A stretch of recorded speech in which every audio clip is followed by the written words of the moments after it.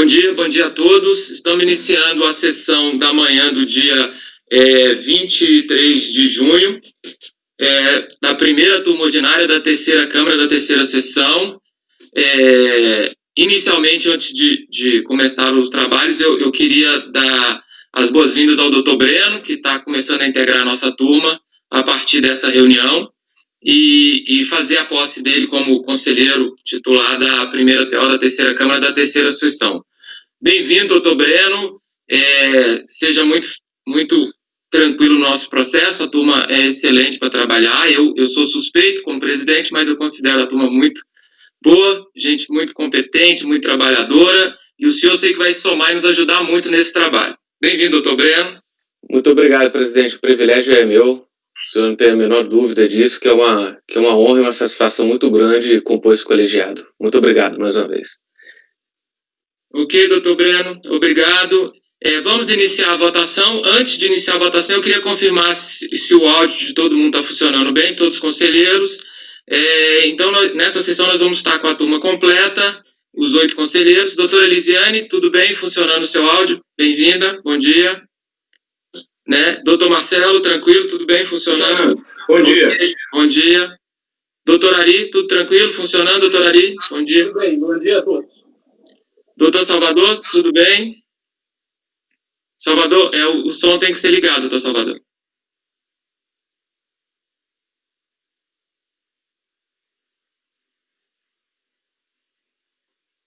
Conseguiu ligar o som, doutor Salvador? Não, ele não está funcionando não, eu não estou ouvindo não. E agora? Agora sim. Bom dia. Tive que sair e colocar de novo. Ok, tudo bem, doutor Salvador, bom dia. Bom dia. Doutor Marco, tudo bem? Funcionando o som? Senhora, tudo funcionando normalmente comigo aqui. Ok, obrigado. Doutora Semiramis, tudo bem? Tudo bem, senhor presidente. Bom dia a todos. Bom dia, bom dia. Doutor Breno, já conversamos, tudo tranquilo no processo?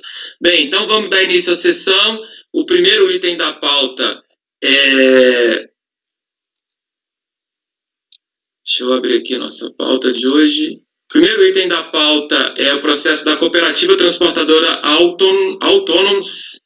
Doutora Semiramis é relatora do processo. Doutora Semiramis, quando estiver disponível, pode passar o relatório, por favor. Bom dia, conselheiros. Bom dia novamente, senhor presidente. Esse caso é um auto de infração de uma cooperativa de transporte. A fiscalização entendeu que a recorrente se equivocou ao utilizar o regime não cumulativo em virtude da sua adoção do lucro real. Além dessa infração, a cooperativa também excluiu da base de cálculo da COFINS receitas decorrentes de ato cooperativo e de prestação de serviço a terceiros.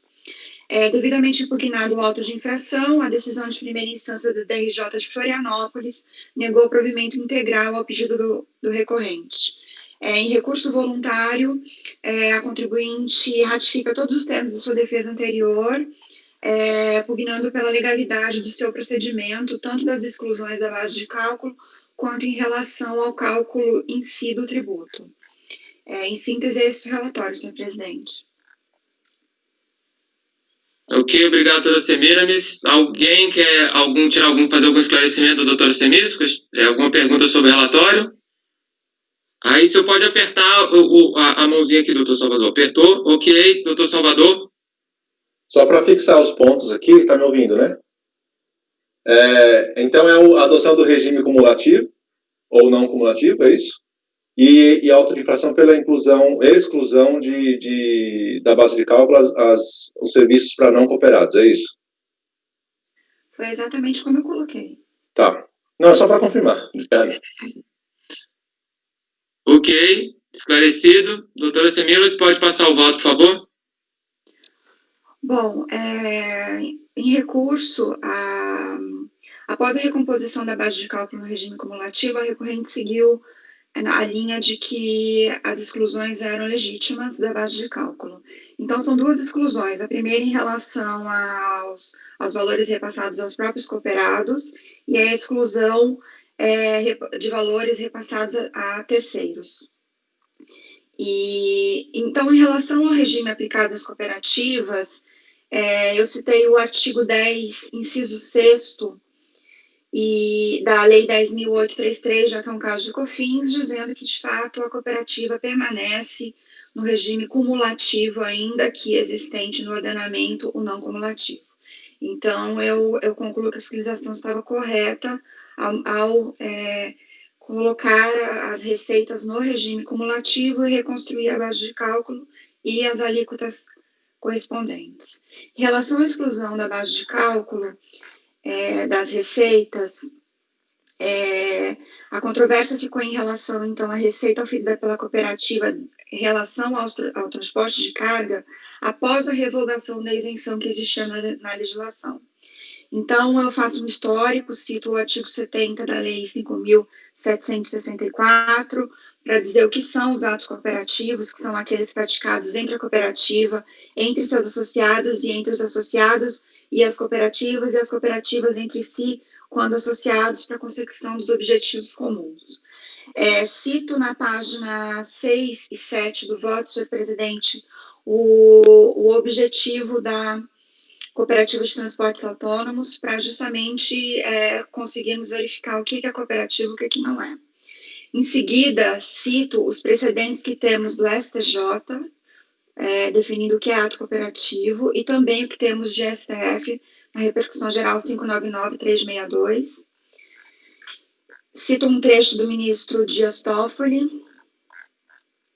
Passados toda a compilação de precedentes, já na página 10 do voto, venho com as conclusões após a adoção desses precedentes por força regimental do artigo 62, para aplicar ao caso concreto. Entendo que as receitas como cooperativas não são fato controvertido no seguinte sentido: a própria fiscalização, ela classificou duas contas como atos cooperativos. Então, em relação a essas duas contas, que são as contas mercadorias a sócios, prestação de serviços a sócios, essas duas contas a própria fiscalização colocou como ato cooperativo. Ela entendia que não era que era tributável, mas ela mesma classificou como ato cooperativo. Então, eu entendo que não há fato controvertido em relação à natureza dessas contas como ato cooperativo. Então, eu voto por excluí-las da base de cálculo da COFINS. E em relação à conta que também não há ponto controvertido entre a recorrente e a fiscalização, no sentido de que são serviços prestados a terceiros, eu voto pela manutenção dessa conta de prestação de serviços a terceiros na base de cálculo da COFINS. E pela multa de ofício, entendo que cabe a multa de ofício na parte mantida, então, do auto de infração, e minha conclusão geral, senhor presidente, é por dar parcial provimento ao recurso voluntário para excluir da base de cálculo da COFINS as receitas identificadas nas contas 1252 e 2046, que são relacionadas a atos cooperativos. Esse é o voto, senhor presidente. Ok, obrigado, doutora Semiramis. Alguém quer algum esclarecimento do voto da conselheira? Alguma dúvida? Podemos passar a votação? Doutor Salvador, tudo tranquilo? Então... Só para na conclusão do voto, parabéns pelo voto para a Semiramis, é muito claro, mas na conclusão aqui não tinha que estar também, não sei se por isso que eu perguntei lá no começo, não tinha que estar também aqui que ele é do regime cumulativo? Eu entendo que não, porque é pressuposto da conclusão de excluir da base de cálculo toda a recomposição que foi feita, do não cumulativo para o cumulativo, e no meu voto, o primeiro tópico, eu coloquei que, de fato, a legislação, artigo 10º, colocou cooperativa como cumulativo, ainda que exista a previsão do não cumulativo para o lucro real. Então, eu entendo que a conclusão passou pela premissa, né, de concordar com a fiscalização e mantê-la no regime cumulativo. Então, eu entendo que não é necessário colocar isso no dispositivo, porque consta já no corpo do voto. Mas, se a turma deliberar de forma diferente, estou à disposição. Ok. Alguém tem algum comentário sobre essa matéria? Acha necessário? Eu também não entendo que não é necessário, porque dentro da conclusão lógica, a partir do momento que você entendeu, e está claro no voto de que acompanhou a fiscalização no sentido da cumulatividade, então eu entendo que está tranquilo. Não é necessário colocar no voto, não, porque é uma premissa para o julgamento. Então, não, eu entendi agora que ela fez, está claro.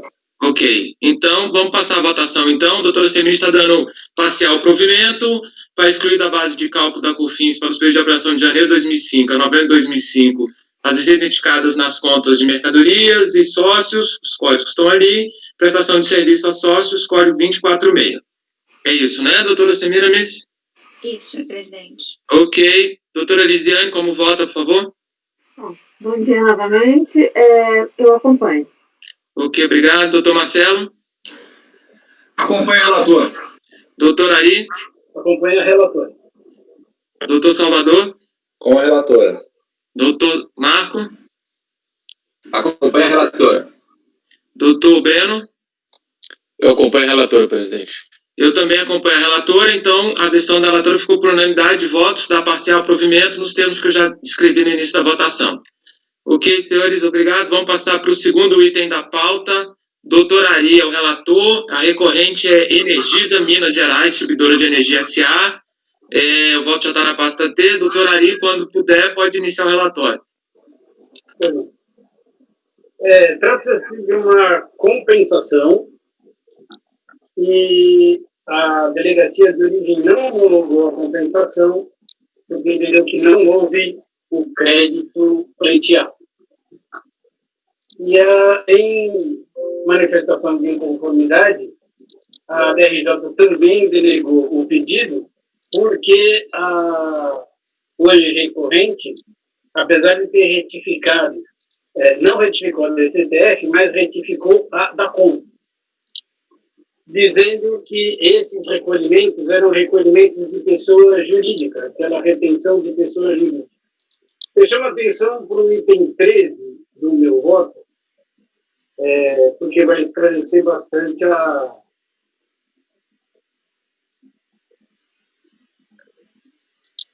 item 9, desculpa.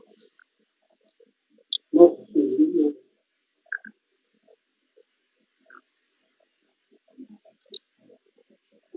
um momentinho, meu.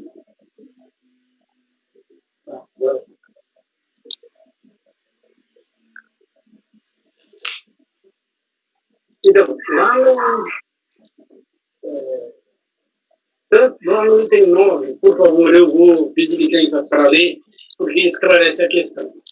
Tanto a DRJ Curitiba está correta, porque a recorrente em suas razões recursais alega: como se sabe, o suporte para os créditos acima apresentados são os informes de rendimentos apresentados pelas fontes pagadoras e as notas fiscais do ano calendário de 2011, que demonstram o respectivo destaque do tributo.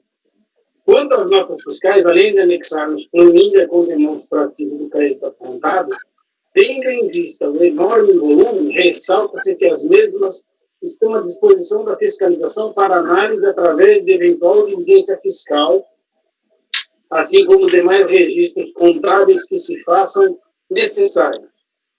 Caso entenda questionável a base de dados informados no DACOM, já em relação aos informes recebidos, nem sempre as fontes que comprovam a retenção efetuada disponibilizam informes ou registram tal valor em DIRC, dificultando sobremaneira a comprovação dos mesmos.